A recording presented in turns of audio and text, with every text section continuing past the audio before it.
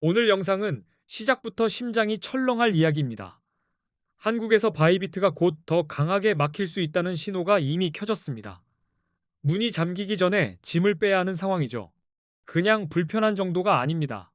차단이 깊어지면 접속 자체가 끊기고 그때는 자산을 옮기려 해도 손발이 묶일 수 있습니다. 그래서 지금은 속도가 안전을 만드는 구간입니다. 이런 차단은 보통 천천히 오지 않습니다. 어느 날은 잘 되다가 다음 날은 로그인부터 막히는 식으로 스위치가 꺼질 수 있어요. 그래서 미리 움직이는 분이 결국 편해집니다. 최근 한국에서 바이비트 같은 미신고 해외 가상자산 거래소 앱이 구글 플레이 스토어에서 다운로드가 막혔고 업데이트도 차단되었습니다. 한번 설치된 길이 점점 사라지는 모양새입니다. 금융당국의 압박이 커지면서 접속 제한 조치도 함께 진행 중인 상황입니다. 처음엔 느려진다로 시작했다가 어느 날 안 열린다로 바뀌는 경우가 많습니다. 바이비트를 쓰는 분들이 지금 해야 할 핵심은 간단합니다. 바이비트 안에 자산이 남아있다면 신속히 다른 거래소나 개인 지갑으로 옮길 계획을 세워야 합니다. 특히 나중에 천천히는 위험합니다. 업데이트가 막힌 앱은 보안 패치도 끊길 수 있고 접속 제한이 강해지면 출금 버튼을 누르는 순간마저 업데이트 차단이 무서운 이유가 또 있습니다. 인증 방식이 바뀌거나 오류가 생겨도 고칠 길이 막힐 수 있어요. 그러면 계정은 멀쩡해도 앱이 발목을 잡는 상황이 나옵니다. 이번 조치는 단순한 소문이 아니라 미신고 해외 거래소를 겨냥한 흐름입니다. 금융정보분석원, 즉 FIU가 정식 신고 여부를 기준으로 강하게 정리하는 장면이라고 보시면 됩니다. 여기서 미신고가 왜 중요하냐면요. 바이비트는 국내 금융당국인 FIU에 가상자산 사업자 VASP로 신고하지 않았습니다. 이 한 줄이 제재의 출발점이 됩니다. 그리고 구글도 움직였습니다. 구글이 한국 금융당국의 요청에 따라 미신고 해외 거래소 앱을 플레이스토어에서 퇴출시키기로 결정한 겁니다. 설치와 업데이트를 막는 게 가장 빠른 칼이니까요. 그래서 지금은 새로 깔려는 분들이 막히고 기존 이용자도 업데이트가 막히는 구조가 된 겁니다. 사용 환경이 점점 구식이 되는 순간 불편이 아니라 위험으로 바뀝니다. 여기에 시장에서 많이 나오는 해석이 하나 더 있습니다. 앞으로 국내 거래소에는 세금이 부과될 예정인데 해외 거래소는 세금 부과가 상대적으로 어렵습니다. 그래서 금융당국이 더 강하게 나선 것으로 보입니다.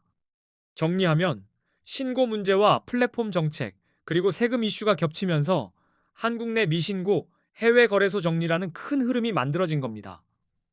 파도가 한번 오면 뒤로 물러나기 어렵죠. 그럼 기존 이용자분들은 지금 당장 어떤 상태냐? 이미 설치된 앱은 당분간 사용할 수 있는 경우가 많습니다. 하지만 업데이트가 막혔고 다음 단계로 접속이 차단될 가능성이 열려 있습니다. 여기서 가장 안전한 선택은 자산을 개인 지갑으로 출금해 두는 겁니다. 앱이 흔들려도 내 지갑은 흔들리지 않습니다.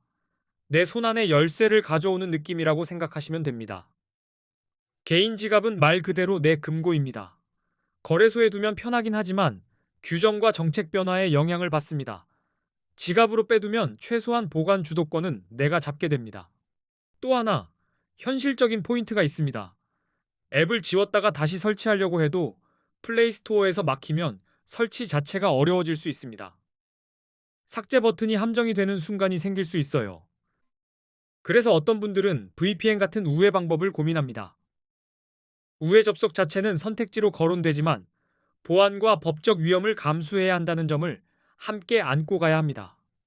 VPN은 막힌 문 옆 작은 틈을 찾는 느낌입니다.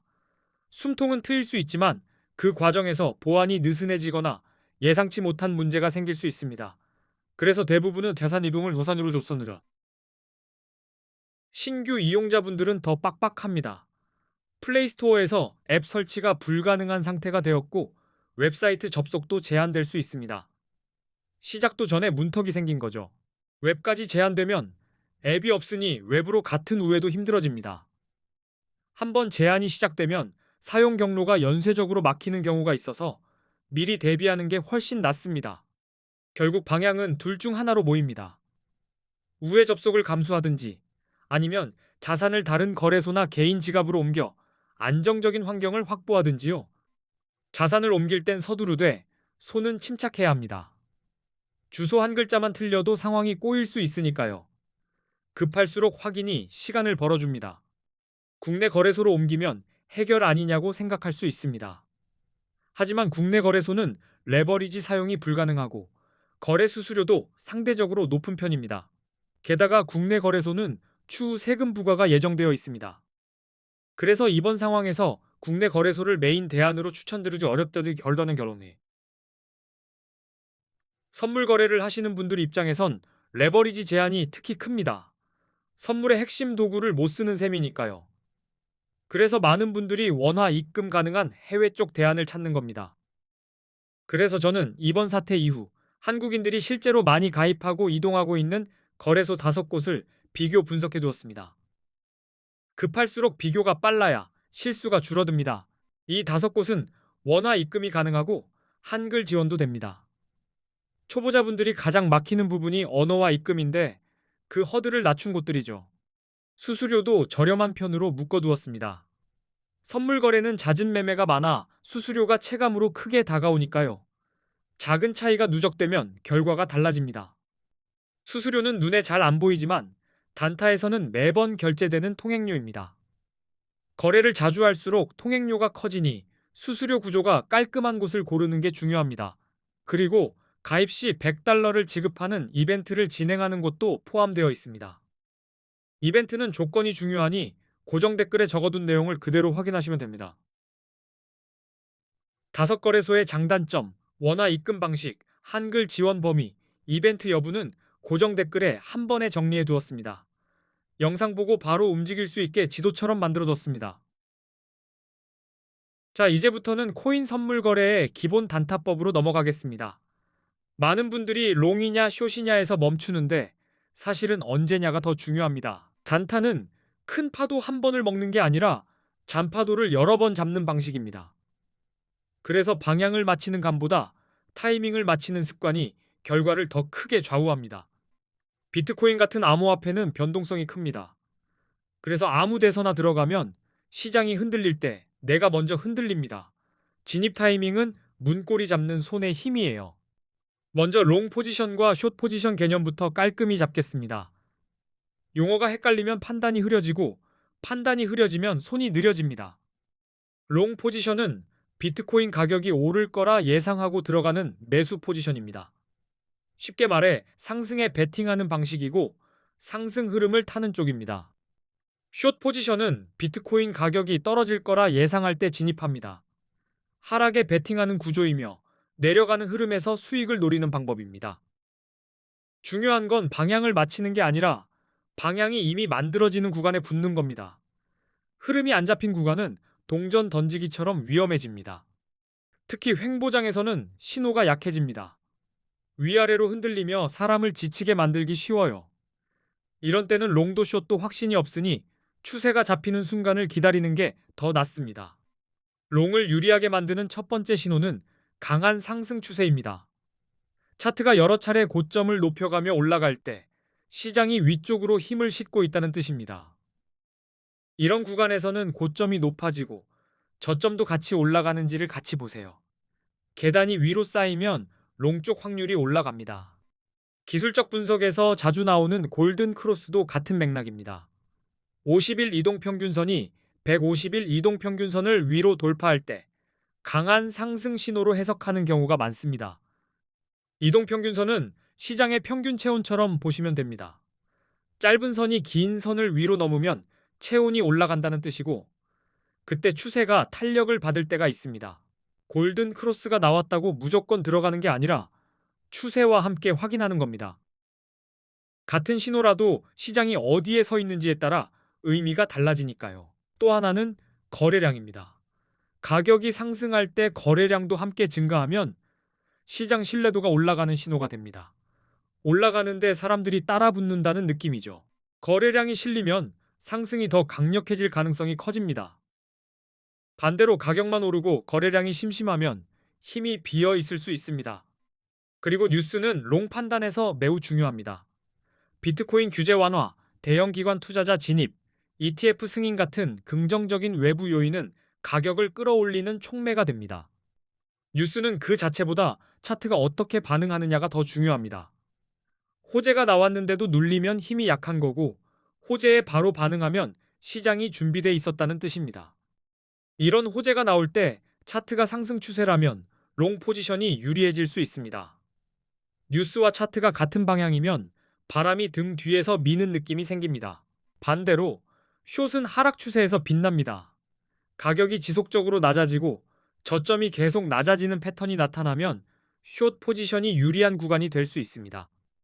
기술적 분석에서는 데드 크로스를 하락 신호로 봅니다.